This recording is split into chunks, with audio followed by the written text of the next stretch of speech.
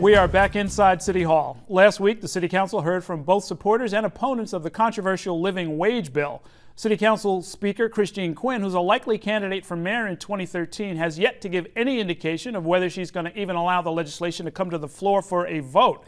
Here to discuss that topic and more are the four members of our Consultants Corner, Republicans Susan Del Percio and Michael McKeon, and Democrats Marissa Shorenstein and Scott Levenson. Welcome to all of you. And let's go right to the grades. We asked you to grade how Christine Quinn is handling all of this stuff. She sat through the whole hearing. She asked a lot of questions, a little unusual for the speaker to do that.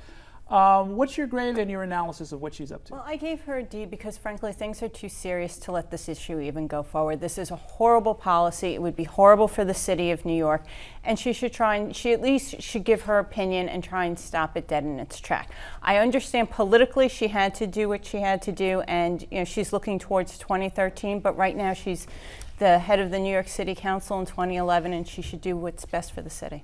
D for even having a hearing. What do you think, Marissa? I gave her a B. I think she acted like the speaker last week at the hearing. She did her job. Her job is to ask thoughtful questions, which she did, to try to find a compromise if there is one, and those are the types of questions that she asked.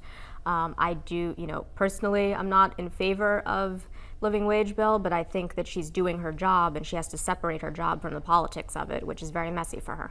Okay, and Mike, your grade. I agree. I gave her a B as well, because at this point her job is to be the speaker and to let people have their say and to have a debate about the issue.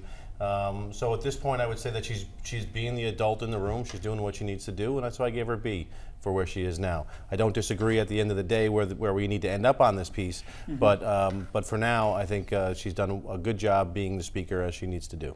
Scott, your grade and analysis. I actually think I'm the one person on the panel who actually is in favor of the legislation, but that aside the point, the speaker without doubt held hearings and was thoughtful and contemplative and seemed to actually be trying to learn from the process, and it's why I disagree with Susan.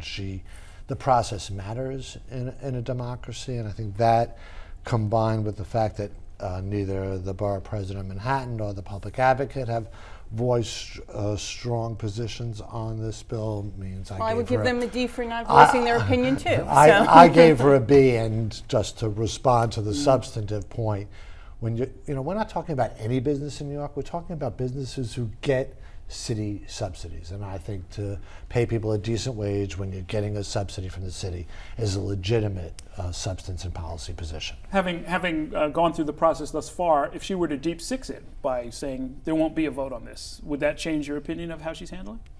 I think it's important for the body to be able to voice its opinion at this point. Not clear why she wouldn't let that happen.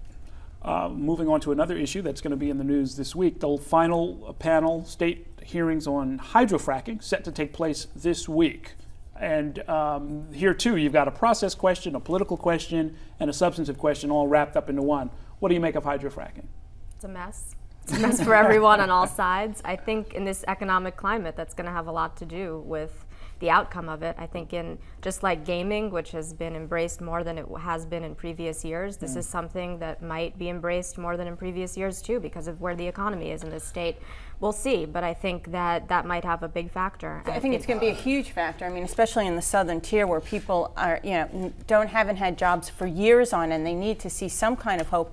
And frankly, the governor also has to show that he's also an upstate governor as well. He doesn't necessarily have his creds there just yet, so I think that showing that he's focused on the upstate economy would be very good for him. Just across the border in Pennsylvania, fracking companies are spending literally $1 billion a year in areas where we would never see that kind of economic activity.